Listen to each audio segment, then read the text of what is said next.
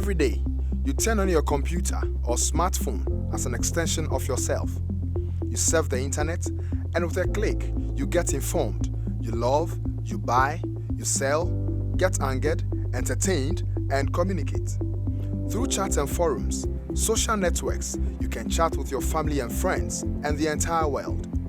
Until very recently, you thought you were doing all this in total freedom, until some words started to pop up on your screens, asking you to do things that may look suspicious or even friendly, and then you begin to wonder, are you conscious about your security on the internet? Do you practice safe cybersecurity measures in your day-to-day use of the internet?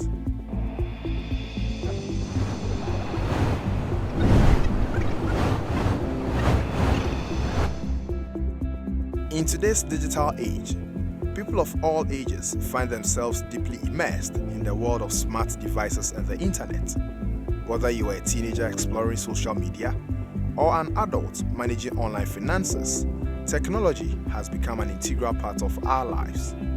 It's a defining characteristic of our modern era, shaping how we connect, learn, and navigate the world around us. Amidst this digital landscape, cybersecurity cannot be left out. We all need to be conscious of our dealings while on the internet. Cybersecurity, as defined by Cisco, is the practice of protecting systems, networks, and programs from digital attacks. These cyber attacks are usually aimed at accessing, changing, or destroying sensitive information, extorting money from users via ransomware, or interrupting normal business processes. Some of them can be very brutal when they hit your system, and it will take you to be very vigilant to detect them and then act quickly against them. Young folks seem to trust other users in the cyberspace, but we need to appreciate the fact that there is dissociative identity. The fact that someone has a certain reputation or someone comes across as something online does not mean that person is the same in the real world. I gave my PIN code out. It just came as a link or so, for you to tap on it. And it's not like I wanted to tap on it with an intent. It was not intentional.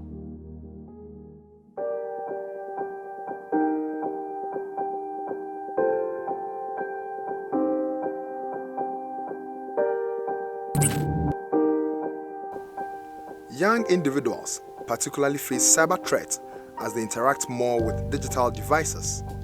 That is, the ages between 15 to 25 years. These smart devices, like their smartphones and computers, have become an extension of themselves. In a study by Matthias Agbeko about understanding cyber safety behavior among teenagers in Ghana, revealed that the cyber threats young people face are malware and phishing attacks. In addition to this, are identity theft and cyberbullying. To further understand this, Dr. Paul Asante Dankwa, an expert in cybersecurity, dissects what these cyber threats are.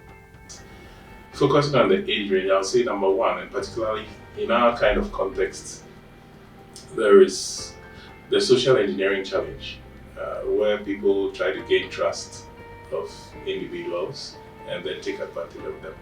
Usually the outcome of that is some form of fraud or sexual exploitation, ultimately. There's also a lot of identity theft these days. The technical word usually used in that environment, they refer to it as spoofing. Right? And there's also the challenge of a lot of, I would say, piracy. Young people don't have the resources to be able to afford what's required. So they are usually involved in a lot of piracy of resources. It could be music, it could be video, it could even be software, etc. And the challenge with that is the risk of downloading malware, which creates a lot of problems for them. And then one peculiar thing I see the young people exposed to nowadays is what I refer to as cyberbullying. Right? Their peers taking advantage of them and simply not making them be themselves, their online presence. Then there's also this thing that they underestimate, which is the reputation online. Hitherto, we rely more on just references from people we know or people who recommend us. But then, in modern day, for instance, if you apply for a job or someone wants to check on you, it's very easy just to do a search on you and then get information about you. I think this is something they take for granted because life in the digital world or cyberspace is different from what's in the physical world, right? So that reputation challenge is something they also underestimate, which is important. And then generally, because of the generation being exposed to the usage of technology, there's a danger of addiction. And addiction comes with all kinds of issues. They might be into games, how safe are the games they are involving, so gaming safety, addiction with access to pornographic material, and so on and so forth. These generally, I would say, are threats that are more peculiar to the young generation. Not to mention the fact that all the other threats of web applications, network security, etc., all also hold. Often these attacks come in different forms and mostly by links we click or by sites we visit, we get all these attacks. Most of the time, people who get attacked have no idea this is happening, but actually happens. A typical example is ransomware. I've had those 2 cases that I have to solve, and in most of the cases, it has to be complete data loss.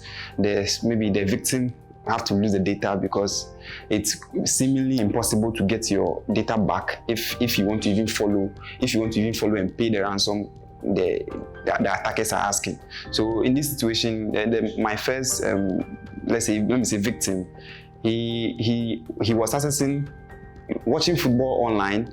Like, you know, we have some sites that you just go, you log in and then watch football. He was watching football and then ads keep popping up and he was just clicking cancel and all those things. He mistakenly clicked an ad that he was not supposed to click, and instantly there was no action. But just when he finished watching the game and then he closed his files, then he said everything on the PC, on the desktop, everything just turned to a particular zip file. And he was not able to access them. So when he clicks, it's just locked. And he's not able to open, ask for password and all stuff. And so he brought it to me and then I started navigating through the files. Every file was corrupted. And when I navigated to the system files of the PC, I saw a notepad that says, your files have been held by so and so, and that you have this account number. You have to pay an amount of $950 to get it opened. And then I looked at it, I read it, and I quickly went online, just made a quick search, and I realized that no, this is a ransomware attack. And so to get his files back, he has to pay the ransom, then they will send him a code to unlock his files. But I did further research and I realized that this has proven like a lot of people have spent their money in this regard and they have not been able to receive their files. So in this case, to play safe, not to lose money and not to lose data at the same time, you will just have to do maybe a complete data loss, do a wipe of the person's machine. And to do that, you have to first go offline. And so I took him through the process. We make sure the PC wasn't having any access to the internet and did a complete reboot for the system, wiped every data and swept everything clean and then started a new system. And that's how we went about it. And my second victim too went through the same. This person actually used the PC for some time more before realizing, it's a lady, so before realizing that she had this thing, because she thought maybe not being able to access the files were just normal, but it got to a point that she realized that no, any new file she puts on it goes to the same process because she was always online, she was still online, just doing her normal stuff.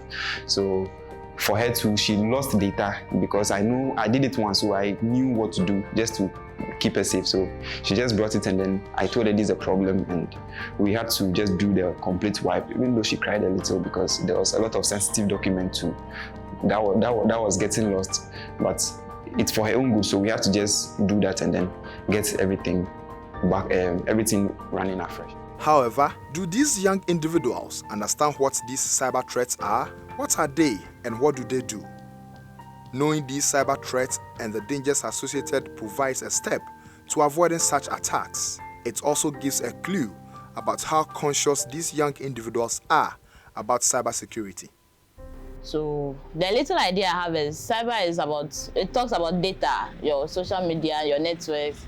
And then the threat is maybe someone taking something or your data without your permission.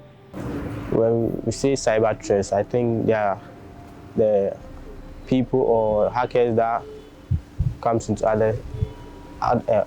other people's accounts without their notice and use it for other stuff. It's the unlawful way of using devices, the same devices to attack as a tool to attack some people's devices, through internet.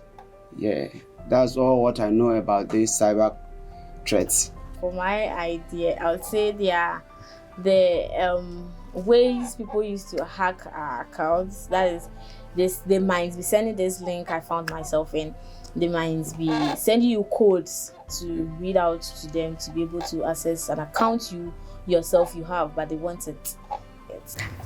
Some examples of cyber threats I can think of are phishing, malware, identity theft, and cyberbullying. Cyber threats over the past few decades have crippled individuals all the way from tech giants to countries, and people who normally use the internet and electronic devices are the most vulnerable. Cyber threats such as identity theft have become rampant amongst young individuals who use smart devices and the internet or social media. Its popularity among the teenagers and non-tech people can contribute to the fact that they are very user-friendly and do not require any technical knowledge to navigate through them. In fact, their mobile versions are even simpler, which allows further lots of people to interact with each other. Logging into someone else's account for intentional misuse has become quite common nowadays, and so has identity theft, where fake accounts or accounts for impersonation are made solely for the purpose of fraud. A study by Shireen Ishad and Tariq Harim Sumro, titled Identity Theft and Social Media, says identity theft is one of the common threats on social media, which has severe implications on its victims. Social networking sites have penetrated so deeply into the lives of anyone who just has basic knowledge about the use of the internet. Little do they know that these platforms have become a breeding ground for criminals and especially identity thieves. Lately, the cybersecurity threats for young people will be, data theft, identity theft. Okay, where of late we hear on people's Facebook, WhatsApp accounts that have been hacked. These are some of the threats. Recently, a friend of mine nearly got duped. Okay, someone called and texted and said, send me so and so amount, I'm broke, I'll send it to you by the end of the day. Whereas he's not the person. So somehow he hacked into the account and then made that. So these are some threats where there's a risk of losing your personal information. Assuming you continue chatting with that person, thinking that is the person you actually know. Now this is through your friend's WhatsApp account. So he knowing that this is rare. It's a rare situation for you to ask me money. He decided to call, and that's when he found out that this is not the person I'm actually chatting with. So how did you get the chat and get hold of my WhatsApp account to start chatting? Now these are some of the threats. Now this person using that account, he can go further beyond just trying to extort money, trying to defraud you for your money. He can go further obtain sensitive information about you. For instance, where will you be tonight, and where will you go from here? Your, certain personal details. And of late, we know what is going on. People getting kidnapped and all that. So it goes further, just from you losing material things than to actually losing your life if you are not careful. So these are some of the threats that young people face.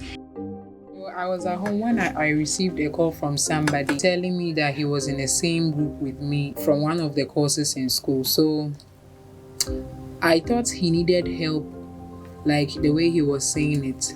Not knowing he was trying to trace the first 4 numbers of my WhatsApp line. And unfortunately, that too was the code that I used for my 2-step verification. So he had access to it, and he sent unpleasant messages to all the groups that I belonged to in school. I hadn't experienced such an incident before. And some of the messages that my colleagues were putting in some fan page was really irritating. After I had my account back, people forwarded me those messages, and in fact, some were really irritating, but then I didn't fight back or anything. I just left that particular group. And so I wasn't comfortable for the whole day. I didn't even have the appetite for food that day. Just came as a link or so, for you to tap on it. And it's not like I wanted to tap on it with an intent. It was not intentional. I think I was going through the message, and then all of a sudden my hand just tapped on the link. And then I was now told I've been logged out of my account. It is apparent that young individuals take certain basic security steps, like the use of passwords, PIN codes, and email accounts in order to secure themselves when using smart devices on the internet. However, these basic steps seem not to be enough as the internet continues to advance. And this is same with cyber threats. These young individuals of this digital age may have certain misconceptions that may later not go so well for them.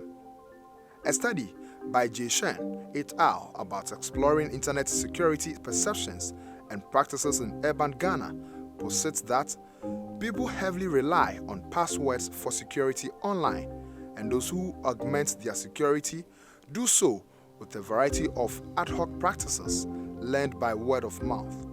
Sometimes they think once they have passwords protecting their accounts, they are safe. Unfortunately, this is not the case. Young individuals feel like they are not really the target.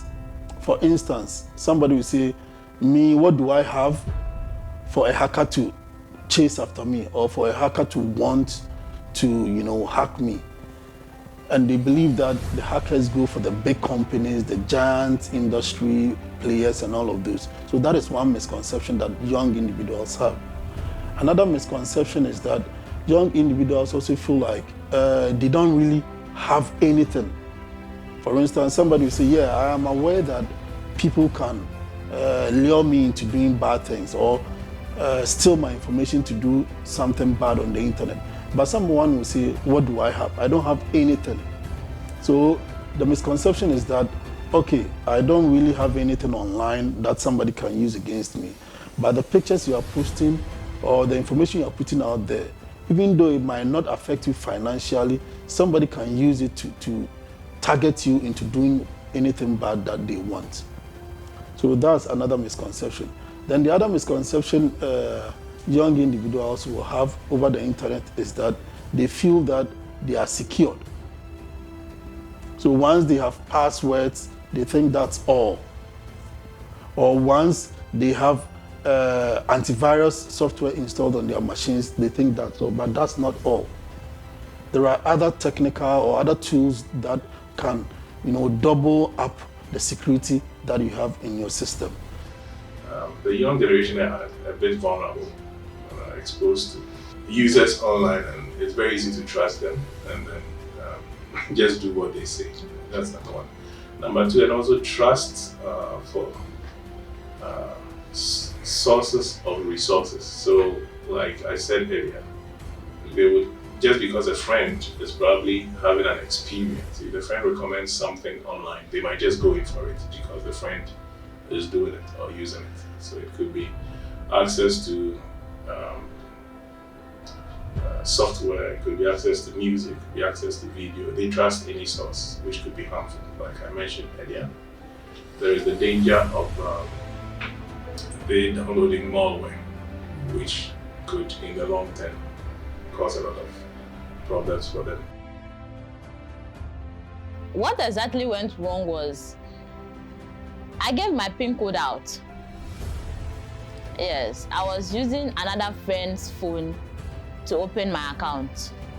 And then that wasn't the main reason why it got hacked. A friend chatted me, was like, he's into this internet works, and then he's going to send me a PIN code. I should forward a PIN code to him.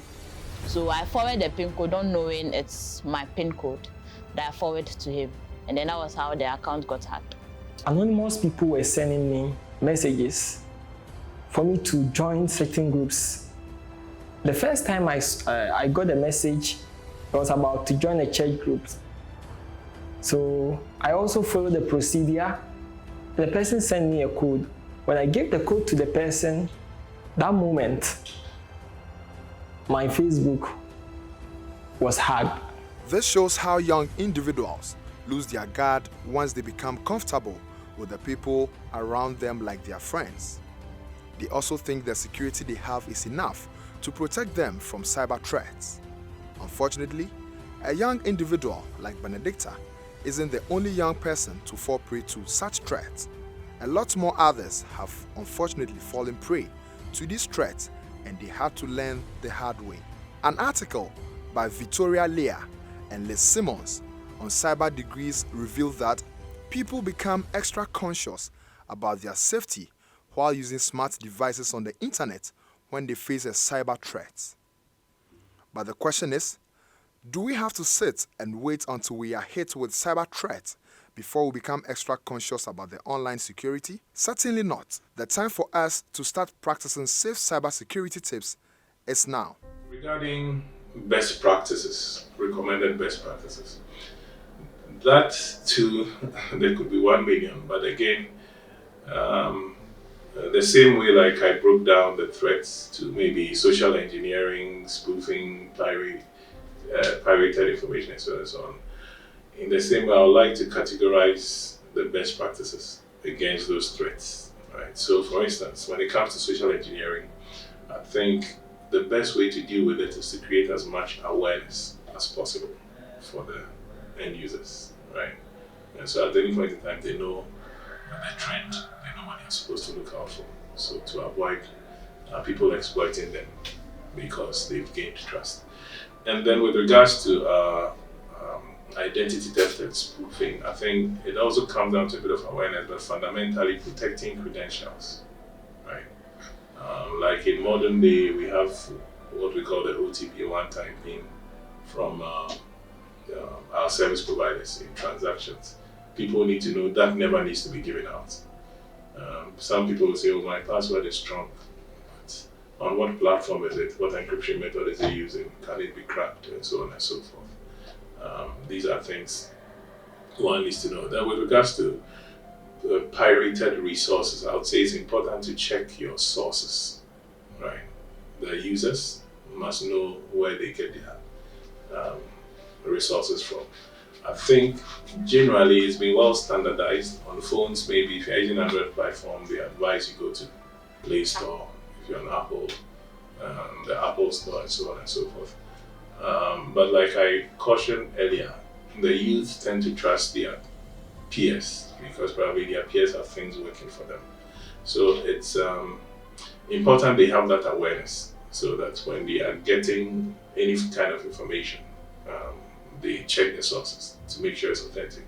Because in modern day, you could have a lot of things installed on your devices that work in stealth mode. So you don't know. Somebody knows everything you are doing, right? So that's important. Then with regards to cyberbullying, I think the best approach, that is a difficult one to deal with. because it's a psychological game more or less. But any sign of it, I suggest a report is made to the appropriate authorities. Security updates or software updates. If you have a computer or a phone or any device that you use, you should regularly update it. Apart from that, you should use antivirus, you should use strong passwords, or we have password tools that are able to create and save password for you. You can use these things. Now, if you are somebody who is usually on a network, you can also implement what we call a firewall. Firewall can help you filter some of the incoming and the outgoing traffic. So with firewall, you can prevent your child or your ward or your people from visiting some sites that you think are harmful. Apart from that, there are some websites like Total Scan, Virus Scan. There are websites that you can go to scan anything you are downloading from the internet. Because youngsters don't really want to pay for software and other things, they go to download cracked software or cracked movies. And all of these things that they download from the internet, we have viruses attached to these things. And so after downloading, they can visit websites like they should just Google. When you Google, you find several websites that allow you to scan the files that you download from the internet. Even if it's a website or a link that you got in your email that you should click to follow, you can actually make exercise due diligence and copy the link, paste it into some of these websites that I'm saying you can find online. And it can scan and actually tell you whether it is a safe website. Also, when you have to make transactions from the internet, I suggest that it should always be the secured version, websites that have HTTPS. Avoid clicking on unknown links. If you have something on your PC and you don't know anything about it, just avoid it. And also, we get most of these attacks from our emails. And these are for people who just randomly registers on sites, different sites, and then link it directly to your email. You get attacks from those sites. And also, one common one most people don't know is passwords. Your passwords are easily guessed. And so if you are not careful, the normal rule is change your password every 3 months, and most people don't do that. They take it for granted, but it's actually a gateway to being attacked, because nowadays passwords are easily guessed. They have a whole system that can run a check against your password in, who knows, 30 seconds to guess your password within 30 seconds. And people use dictionary words, which is very wrong. People use, some people just use password 1, 2, 3. These things are easily guessed. All right, so most people are not vigilant as to how to set password. Password should contain numeric symbols, alphabets, uppercase and lower cases to make it stronger. Okay, so that's what you do to keep yourself safe from the online world. We access the internet every time. Every device we have that can connect to the internet is a potential means of medium through which you can be attacked on the internet. So one thing too you have to do is, if on any day you feel like you are getting attacked or you are seeing something which is unusual on your laptop, on your phone, on your tablet, the easiest way to stop that from happening is first go offline. That's what I tell everybody. If you suspect anything unusual, the first thing to do is to just go offline, because every attack that comes to you comes through your connection from your device to the internet. And mind you, everybody who connects to the internet is connected. Once you're on the internet, anybody at all can find you on the internet. Do young people practice these cybersecurity tips? Do they even know what these cybersecurity practices are? From a survey by Rogers Information Technology revealed that out of 3,000 participants in the UK, US and Canada, 88% were active online. However, only 25% of total participants felt motivated to improve their cybersecurity habits. Yet 78% of the respondents do consider staying secure online as a priority. Even though this survey was conducted in the United Kingdom, United States and Canada, this survey can translate to young individuals. So most people are unaware of like what you have to do to prevent these attacks, and most people too, they are aware of what to do, but they just don't do it right. Because of young people's youthful nature, you want to explore, you want to know, and so any link at all you are clicking. Okay, a link promises that click this link to see how you can make $500 in a month, and because of our economy, everybody wants to help their mom and dad, to make life easy. So you click without considering. Sometimes some of the links look legit. Okay, you see something that looks like maybe EcoBank or something that looks like, but just maybe instead of BANK EcoBank, they make it BNAK. And our minds have been conditioned to read. You don't even have to see the letters word for him. So sometimes I think we just need, as young people, to be extra vigilant, to be careful, and know that not all some things are too good to be true.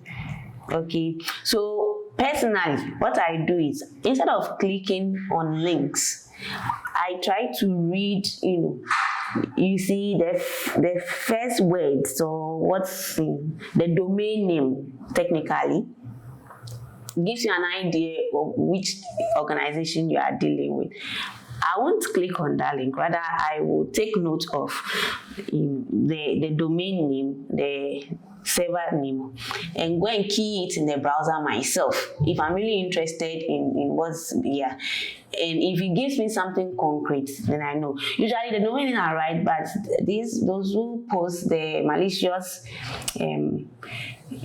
attackers, they pass in some variables through the URL that if you don't know, you go and click on.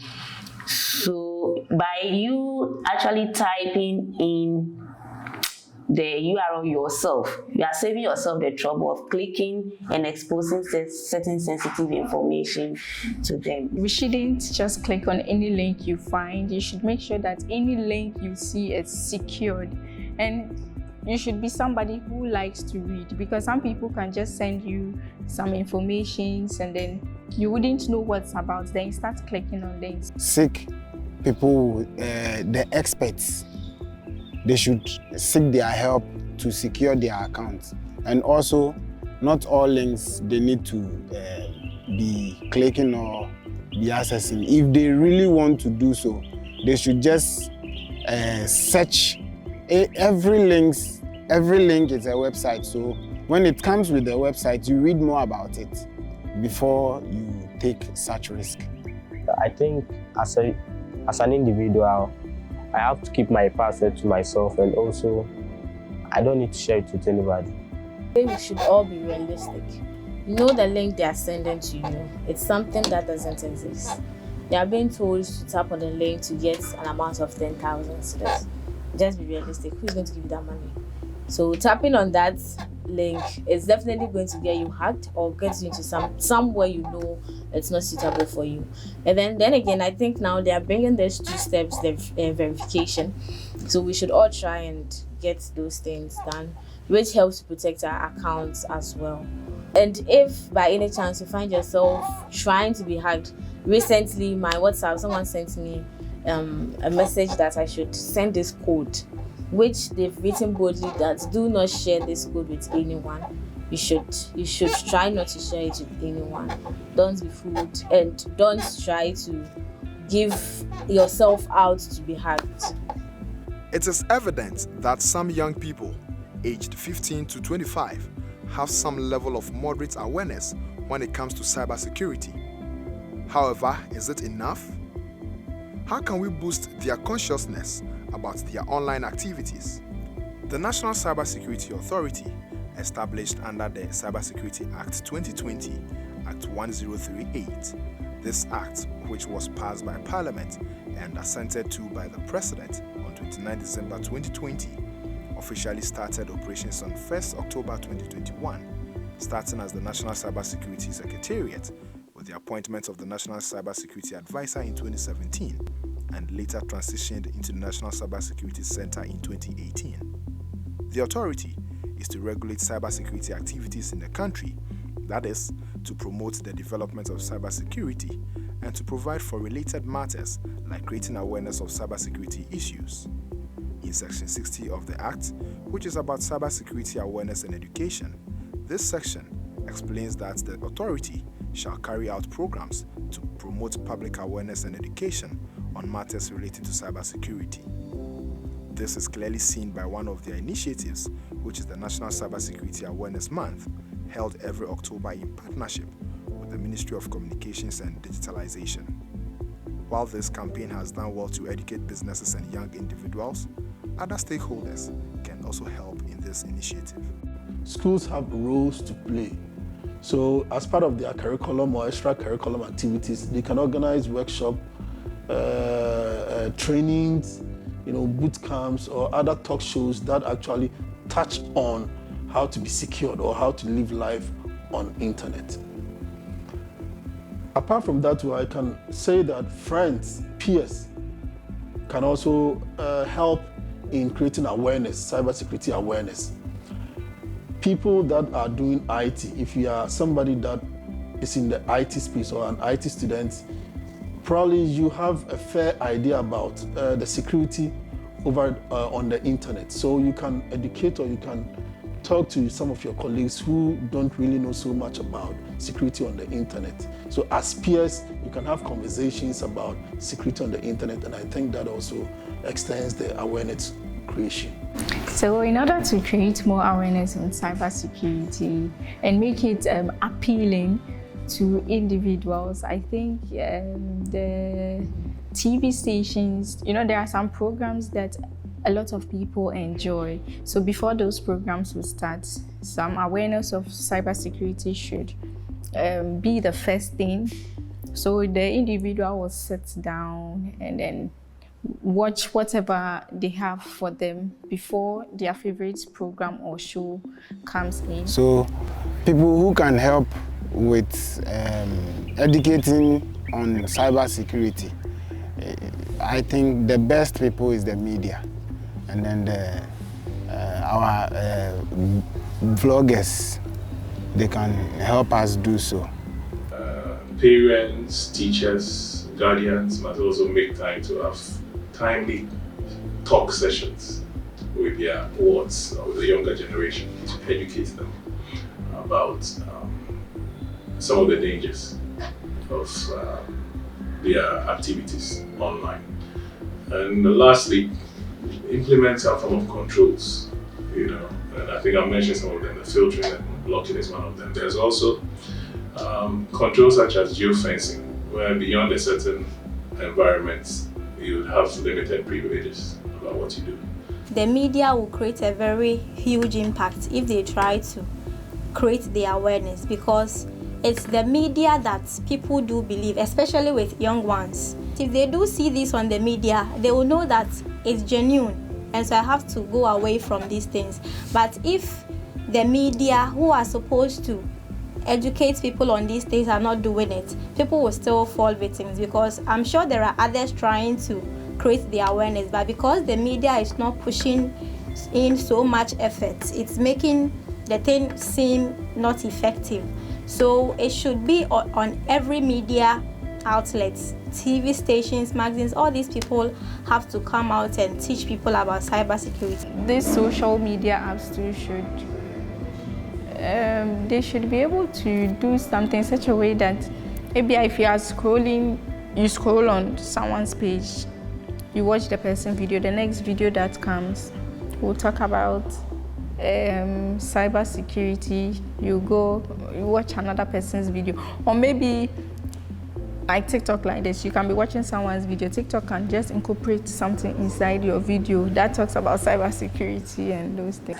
I think the dramatization, like the way when AIDS, we were doing AIDS awareness came, a lot of adverts, small time, they even made us have an idea of what an AIDS patient look like. I remember then when I was in JSS, the picture is different today. So if we we do it that way. Almost every TV station you tune in, they are talking about protecting your, not only you young people, even your children. It's not only about stealing your personal data or things. Sometimes the things they expose the young ones to, it's also not good. Most people are religious people and they visit church auditoriums, or they go to church and mosque and other places of gathering. I believe that these leaders that handle these congregations can also create avenues or workshops where sometimes experts in cybersecurity can come to actually, talk to young individuals about what happens in cyberspace with respect to the security aspect. At the end of the day, one thing becomes abundantly clear. Awareness is the cornerstone of a safer online experience. From the bustling networks of social media to the intricate web of e-commerce, young individuals are navigating a digital landscape fraught with both opportunity and peril. Through the lens of this documentary, we have glimpsed into the lives of these digital natives, exploring their interactions, experiences, and understanding of cybersecurity.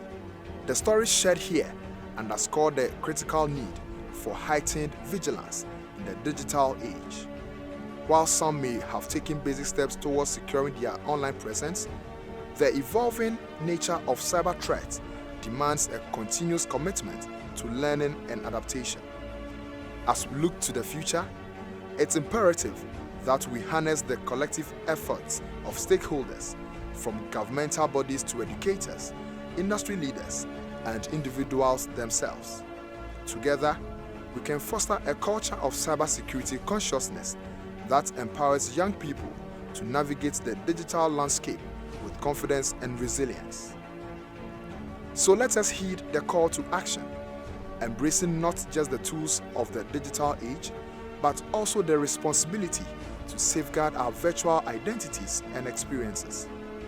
For in the interconnected world of cyberspace, our collective awareness is the strongest defense against the unseen threats that lurk in the shadows.